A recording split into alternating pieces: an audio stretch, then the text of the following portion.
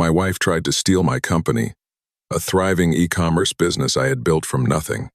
She did it with a single, cold email while I was 3,000 miles away on a work trip. She thought she was taking everything. She didn't know that I, a former logistics officer, had built the entire enterprise not as a shop, but as a fortress. And I held all the keys. The business was named Artisan Axiom. We sold high-end, specialized woodworking tools, sourced from small independent craftsmen around the world. It began as a passion project, a way to connect with a craft I loved while my day job as an operations manager for a national shipping conglomerate slowly ground me down. I spent nights and weekends on it, building the website, negotiating with suppliers in Germany and Japan, and designing a logistics network that was ruthlessly efficient. My wife, Lena, had called it my silly little hobby. The email arrived at 11:03 p.m. in a sterile hotel room in Seattle. It was short. It informed me that she had filed for divorce. She had also emptied our joint savings and checking accounts, taking every penny. The message concluded with a statement that she was assuming control of Artisan Axiom, which she felt she was owed for her years of emotional labor, supporting my hobby. The lock screen on my laptop pinged with a notification.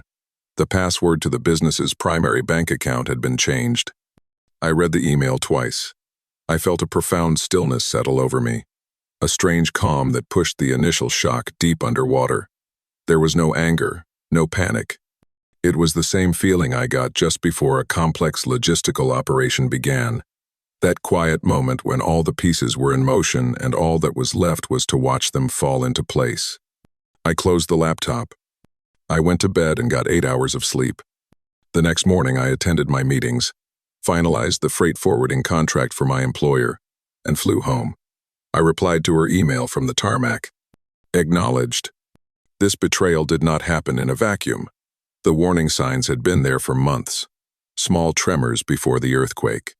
I had simply chosen to classify them as marital friction, not as precursors to a hostile takeover. It was my single greatest mistake. There was the sudden secrecy with her phone, the way it was always angled away from me. There were the girls' nights that became more and more frequent. Then came Julian. He was her life coach, a man with a suspiciously white smile and vague pronouncements about unlocking one's inner potential. She had met him at her yoga studio. I met him once. He had the soft, predatory handshake of a man who had never done a day of manual labor in his life. Her attitude toward my business began to shift. The dismissive mockery was replaced by a sharp, inquisitive interest. She started asking about revenue, profit margins, supplier costs. She said she wanted to be more involved, to be a partner, to keep the peace. I gave her access to the public-facing Shopify dashboard and the operational bank account we used for daily expenses and payroll. I showed her how to track sales and print shipping labels. She saw a simple website. She saw money coming in. She thought that was the business. But I am a man who plans for contingencies. It was drilled into me over a decade in the Air Force, managing supply chains in unforgiving environments. You always have a backup. You always have a fallback point. You always assume a critical system will fail at the worst possible moment. My marriage, I had reluctantly concluded, was a critical system showing signs of imminent failure. So, 6 months before Lena's email, I had taken quiet, preparatory actions. I met with my younger brother, David. He was a corporate lawyer, sharp and methodical like me, but in the legal domain. I presented him with a hypothetical scenario. A small business owner wants to protect his intellectual property and supply chain contracts from a potentially contentious partner. On David's advice, I formed a new entity, Axiom Logistics LLC. Over the next few weeks, I meticulously transferred every single tangible and intangible asset of the business into that holding company. The domain name, the proprietary inventory management software I had coded myself, the brand trademarks, and, most importantly, the exclusive supplier agreements. Every contract was renegotiated and signed under the LLC. Artisan Axiom ceased to be the business. It became merely a public-facing brand, a storefront license to operate by Axiom Logistics LLC for a fee of $1 a year. The bank account Lena had seized was a simple operational float account. I kept a modest five-figure sum in it to handle daily transactions. The real money, the vast majority of the company's revenue and profits, was automatically swept each night into a series of shielded business accounts held entirely by the LLC. Lena had no knowledge of their existence. Finally, I installed high-grade monitoring software on my home office computer, the one Lena sometimes used. It was a measure I felt a slight tinge of guilt about, but the tremors were getting stronger. I classified it as a necessary security protocol. Walking into our empty house after the Seattle trip felt like entering a sterile exhibit. The furniture was gone. The closets were bare.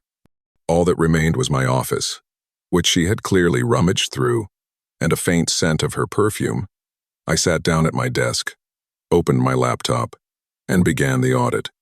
The trigger, the moment that vaporized the last vestiges of hurt and replaced it with cold, hard clarity, came from the monitoring software.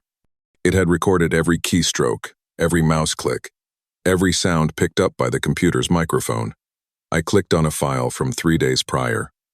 The screen recording showed Lena and Julian sitting at my desk, her in my chair, him leaning over her shoulder, his hand on her neck. They were logged into the Shopify dashboard. "See?" Julian said, his voice slick with condescending charm. "It's simple.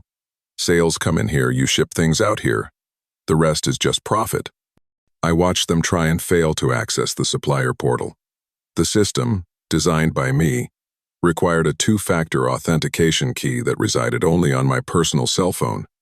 "He must have changed the password," Lena said, frustrated. "It doesn't matter. We'll just email them from the main account. We have all the inventory in the warehouse anyway." Then came the crucial part. "Once we liquidate the current stock," Julian said, his voice dropping to a conspiratorial whisper, "we sell the brand name and the website. Quick 50 grand, maybe more.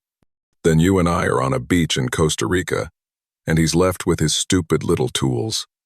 Lena laughed. It was a sound I had once loved. Now, it was just data. That was it. The emotional component was cauterized. This was not a messy divorce. It was a calculated act of industrial espionage and theft. It was a logistical problem. They had breached the outer perimeter, a perimeter I had intentionally left vulnerable. They were celebrating in the courtyard, completely unaware of the citadel walls towering over them, and the fact that I had just locked the main gate. My mission was no longer about saving a marriage or mourning a loss. It was about executing a planned, orderly, and decisive response. I picked up my phone and made my first call. It was to David. "David," I said, my voice even. "It's time. Execute contingency plan. Delta." There was a brief pause on the line. "Understood," he replied, his tone all business. "Are you sure?" "I have auditory and visual confirmation of criminal intent," I said. "Hostile actors have compromised the outer shell. Time to secure the core assets." "Consider it done," David said. "I'll have the preliminary injunctions filed by morning." My next step was to compile the evidence. I created a new encrypted folder on my hard drive. I named it Operation Sundown. Into this folder, I moved everything. Lena's email, the bank statements showing the abrupt and total withdrawal from our joint accounts, the complete incorporation and asset transfer documents for Axiom Logistics LLC, all time-stamped months prior. I exported the screen and audio recordings of Lena and Julian, labeling each file with the date and time. It was a clean, irrefutable narrative of premeditated conspiracy. I also made another call, this one to a man I hadn't spoken to in 5 years. He was a former military intelligence analyst I had served with, a man who now ran a very discreet private security firm. I asked him to run a background check on Julian. I sent him a photo I had screen captured from the recording. The report came back in less than 12 hours. Julian was not a life coach. He was a professional grifter. His real name was Martin Stiles. He had a string of bankruptcies, lawsuits, and 2 outstanding warrants for fraud and larceny in Arizona and Florida. His specialty was targeting unhappy, financially secure women in divorce proceedings, convincing them to drain assets, and then vanishing, leaving them to face the legal consequences alone. He was not just a co-conspirator. He was the architect of the entire scheme. I added his rap sheet to Operation Sundown. The file was now complete. Phase 1 of the plan was containment. With David handling the legal side, I focused on the operational side. First, I triggered a security protocol I had built into the website's backend. With a single command, the entire Artisan Axiom storefront was replaced with a simple, professional-looking maintenance page. It read, "Undergoing scheduled system-wide upgrades. All operations temporarily paused. We apologize for the inconvenience." A new email address, one only I had access to, was provided for urgent customer inquiries. All pending orders in the system were automatically canceled, and refunds were issued from the shielded LLC accounts. Next, I activated a kill switch for the supplier portals. This script sent a pre-written email to all my craftsmen. It informed them of a potential security breach on our retail platform and instructed them to halt all shipments and disregard any communications that did not originate directly from my personal email or phone number. The relationships with these artisans were the heart of my business. I had cultivated them for years, and they trusted me implicitly. Finally, I contacted the fraud department at the bank where our joint accounts were held. I calmly explained the situation, submitted a copy of Lena's email as evidence of her stated intent to deprive me of assets, and filed a formal report. The trap was set. Now, I just had to wait. It took less than 24 hours for the panic to begin. My phone, which I had set to automatically decline her calls and send them to voicemail, began to fill up. The first message was angry. "Mark, what did you do? The website is down. Turn it back on now. This is my company, you can't just sabotage it." The second one, a few hours later, was laced with confusion. "None of the suppliers are answering my emails. What is going on? Customers are asking for their orders. You need to fix this." The third message was pure, unadulterated panic. Her voice was high-pitched and cracking. "Mark, my bank accounts are frozen. I can't access any of the money." The bank said something about an injunction. "This is your fault. You are trying to ruin me." I listened to each message with the detached interest of an analyst reviewing field reports. Her words were not an attack. They were confirmation. Confirmation that every countermeasure had deployed correctly. Confirmation that she and her partner had no idea what they were dealing with. They thought they had hijacked a rowboat, and they couldn't understand why it suddenly had the operational security of a naval destroyer. She sent a flurry of text messages, a torrent of accusations, threats, and blame. I read them, archived them, and did not reply. Julian, I imagined, was beginning to see that the $50,000 payday was not going to be as easy as he thought. The pressure on Lena must have been immense. The final act was scheduled by David. He arranged a meeting at his firm. The invitation was for a four-way settlement discussion. Me, David, Lena, and her lawyer, a local divorce attorney she had scrambled to hire. I walked into the conference room and saw her for the first time since returning home. She sat opposite me, her face a mask of defiant anger. Her lawyer, a man in a rumpled suit, looked nervous. He was clearly out of his depth, likely expecting a routine, albeit contentious, divorce negotiation. He was not prepared for what came next. We sat in silence for a moment. Then David began. He didn't raise his voice. He didn't use inflammatory language. He simply opened a file on the large monitor at the end of the table. The file was titled Axiom Logistics LLC. Before we discuss the division of marital assets, David began, his tone cool and clinical. We need to clarify what constitutes a marital asset. My client Mark is the sole owner of Axiom Logistics LLC, a holding company incorporated on March 12th of last year. He clicked through a series of documents, the articles of incorporation, the ownership structure, the asset transfer agreements. Lena's lawyer leaned forward, squinting at the screen. Lena just stared, her brow furrowed in confusion.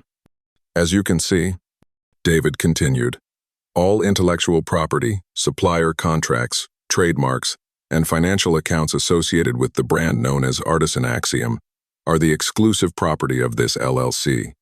The storefront your client attempted to seize was merely operating under a license from the LLC, a license that was terminated 2 days ago due to a material breach of security protocols. Lena's lawyer's face went slack. He understood. His client hadn't stolen a company. She had stolen an empty box. The funds your client transferred from the joint operational account, David said, have been reported as a fraudulent conveyance. The bank has initiated an investigation. The injunction freezing your client's assets was granted on that basis. Lena finally spoke, her voice shaking with rage. This is ridiculous. He did all this behind my back. It's our business. I have proof. Proof of what? David asked calmly. He then clicked on an audio file. The conference room filled with Julian's voice, slick and confident. Liquidate the current stock. We sell the brand name and the website. Quick 50 grand. Then you and I are on a beach in Costa Rica. He played Lena's laugh. The color drained from her face. Her lawyer looked like he had been physically struck. He stared at his client, his mouth slightly open. Throughout this, I remained silent. I did not look at Lena. I watched the methodical dismantling of her entire position. My victory was not in her humiliation, but in the perfect, undeniable logic of the case David was presenting. It was the culmination of months of quiet preparation. David saved the final blow for last. He opened the file on Martin Stiles, also known as Julian. This brings us to the matter of your client's associate, he said, looking directly at Lena's lawyer. We have reason to believe your client was the victim of a conspiracy to commit fraud, orchestrated by this man, a man with outstanding warrants for similar crimes in 2 other states. He let that sink in. A full copy of this file, David concluded, closing the folder, including the audio recordings and a sworn affidavit from my client, was delivered to the Detective Bureau of the local police department this morning. They seemed very interested in speaking with both Mr. Stiles and your client. The checkmate was absolute. Lena was trapped between a worthless theft, a fraud investigation, and a criminal conspiracy charge. Her arrogance evaporated, replaced by the raw, primal fear of someone whose world has just collapsed. Her lawyer looked at David, then at me. He cleared his throat. What do you want? The settlement was swift and brutal. Lena agreed to everything. The divorce was finalized on terms of irretrievable breakdown, with her waiving any and all claims to any of my past, present, or future assets. She forfeited her interest in the house, my pension, everything.